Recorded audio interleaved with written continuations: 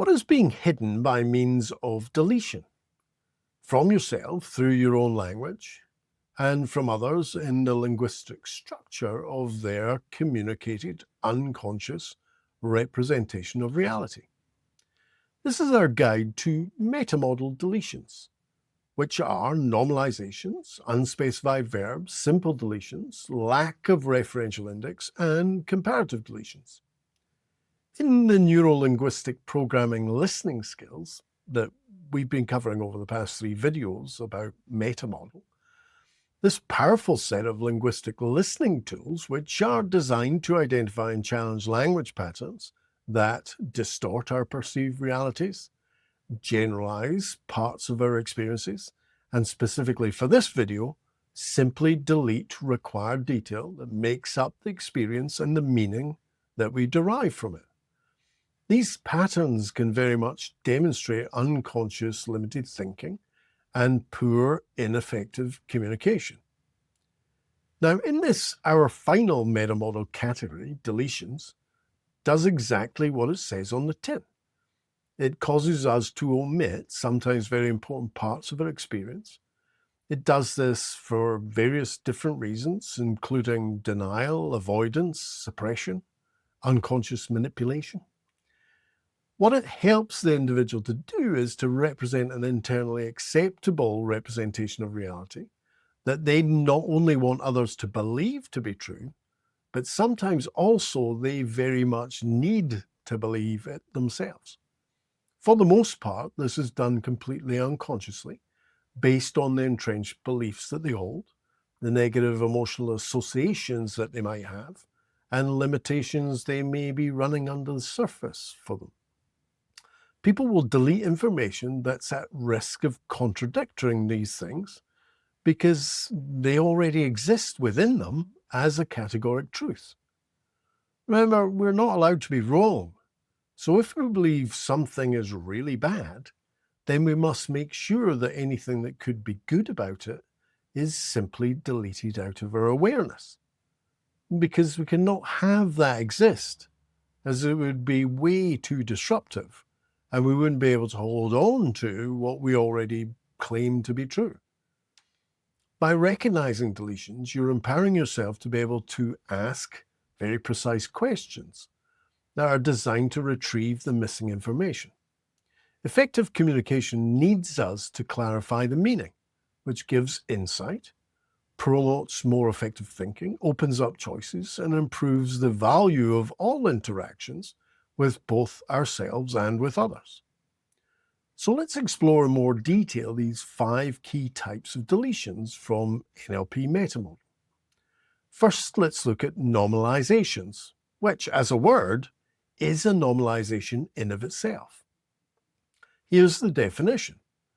A nominalization is when you turn a process word, so a verb, into a symbolic, tangible thing, i.e. a noun. It deletes the active, dynamic nature of the experience, making the fluid part of it, the actions, seem fixed or abstract. I like to think of it as something that you can't carry around in your pocket. And Richard Bandler was known to describe it as something you can't put in a wheelbarrow. Now, you can put a car in a wheelbarrow if the wheelbarrow was big enough, but you can't put the concepts of a long drive or a big journey into a wheelbarrow. Richard Bandler was also reported to have said a person's problem will disappear if you can find the key nominalization within it and simply denominalize it. Here's an example. There's a lack of communication within this relationship. In this statement, both communication and relationship are nominalizations. The problem it causes is it turns the verb to communicate or to relate into a noun, leaving out the detail that would be required to understand what is really being meant within the statement. The who is doing what and how. The metamodel challenging questions could be, what is not being communicated? How would you like people to communicate? What else could we be communicating? And how could we be better relating? The purpose is to uncover the missing detail. What is the difference between a lack of communication, bad communication, vague communication, great communication, and dynamic communication? Well, we don't really know, because communication becomes a thing set in stone with no explanation as to process, roles, actions, or the flow of it.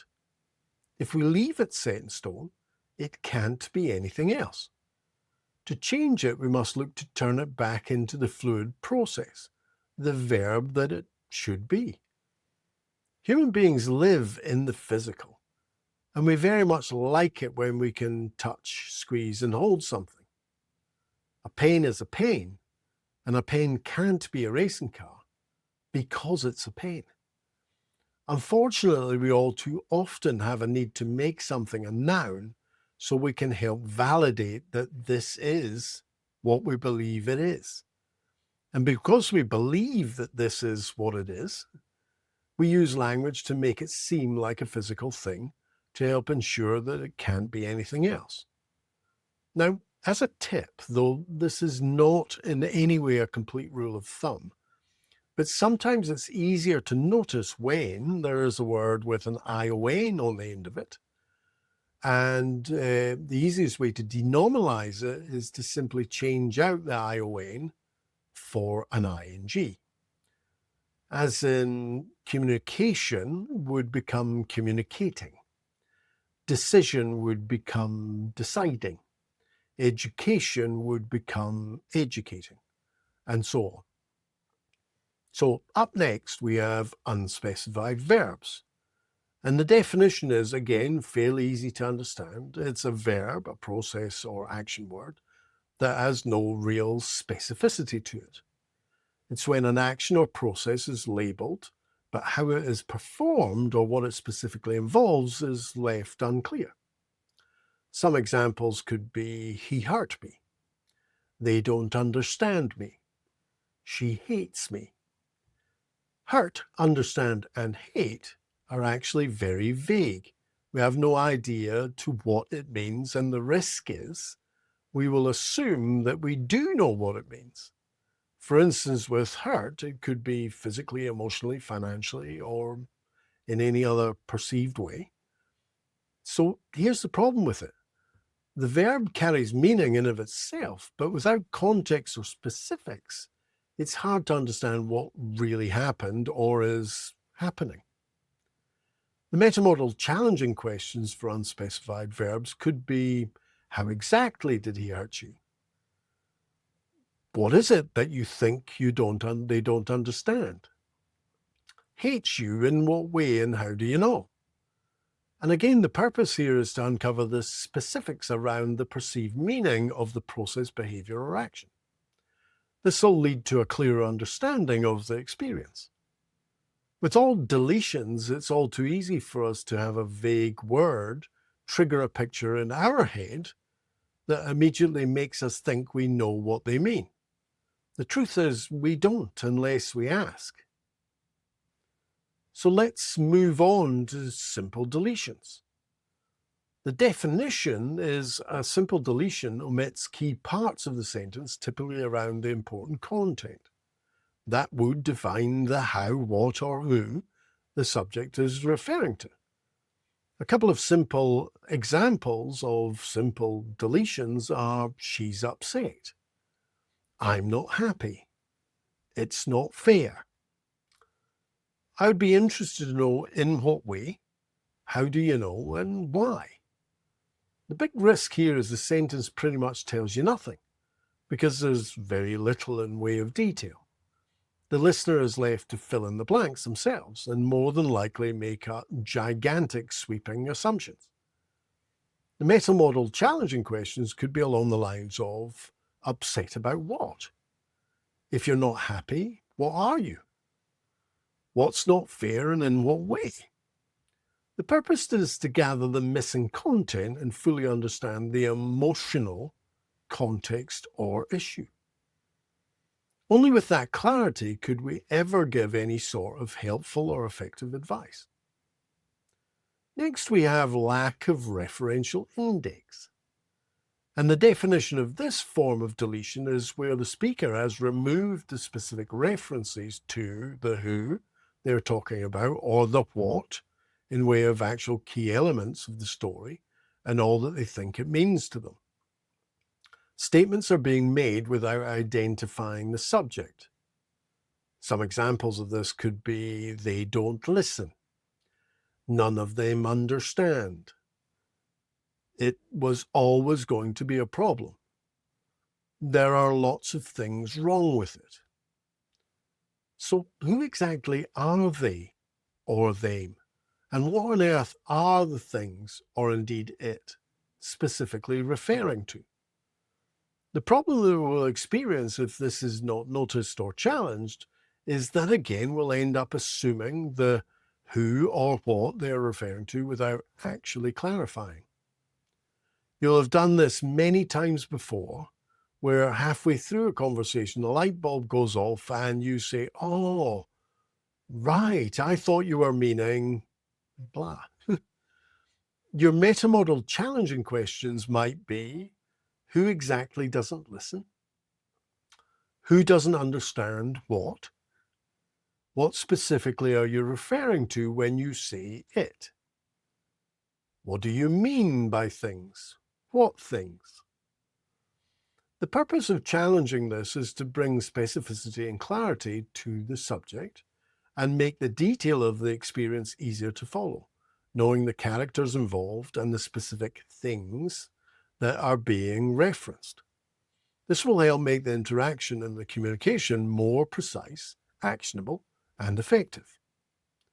Finally, we have comparative deletions. And the definition of comparative deletions is they reference a comparison, which is a sliding scale value judgment, but without any clarity as to what it's being compared to. The main difference between comparatives and lost performatives from distortions is that the value judgment being made clearly has a range where the scope of the range is unclear. Where lost performatives are a straight single value judgment like good or bad, our comparative deletions would be more around the range of better or worse. And in the same way as we can't understand the other person's value of good, as in what makes it good, we can never truly understand if something is worse unless we know what it's being measured against. So here are some examples. She's a better person. I'm just rubbish at it. This is only going to get worse. The overall problem with comparative deletions is it always represents the comparison in an incomplete way, making it impossible to evaluate or understand the measure that is being presented. Your metamodal challenging questions for comparative deletions are along the lines of, she's better at what and in what way? What makes you think you're rubbish at it? Worse, in what way? And where do you think it's at right now? And the purpose of challenging these is to stimulate a flow of new, more helpful information that will clarify the comparison and provide a context for the judgment. This is the only way to be able to accurately break down limitations to help introduce positive options and choices. Deletions in language is perfectly natural. It's like a type of shorthand that can quickly and efficiently demonstrate where we think it is all at. They will be present in some form or another in every interaction. And rest assured, they're not all bad and they don't all need to be drilled down on. However, in coaching therapy or simply for more effective communication and understanding, all metamodal language violations, including these 5 deletions, helps you to uncover hidden assumptions, clarify vague statements, and make communication more effective and empowering. By learning to spot nominalizations, unspecified verbs, simple deletions, lack of referential index, and comparative deletions, you're developing the tools required to ask better questions. Questions that lead to clarity, change, and deeper insight. Well, that's us now having completed the core NLP listening skills training with the 10 video series covering NLP linguistic presuppositions and this 4-video series taking you through metamodal distortions, generalizations, and deletions. If you've not had a chance to watch them all, they are available on our Advanced Linguistic Influencing channel, so do like and subscribe if you find these informative and they have value for you. Having listened to someone well, having drilled down on all of their vague ambiguities so as to gain all the relevant specificity that is required for effectively influencing them, we might now be aware of some entrenched beliefs that they're really holding on to that are not serving or supporting them. These will need to be loosened up before there will be any chance of them ever letting anything else in, no matter how helpful or positive. And to that end, our next video series is going to be all about quantum linguistics, Cartesian logic, using time, space, matter, and energy linguistically, and our own Trinity model to create spin and confusion. These model of the world loosening techniques are required to break down the beliefs they have that are causing them to hold on to any and all entrenched limitations. So again, do like and subscribe and hit the bell icon if you want to be alerted the minute these videos get published, as we continue this journey of learning, evolving, and creating positive change together.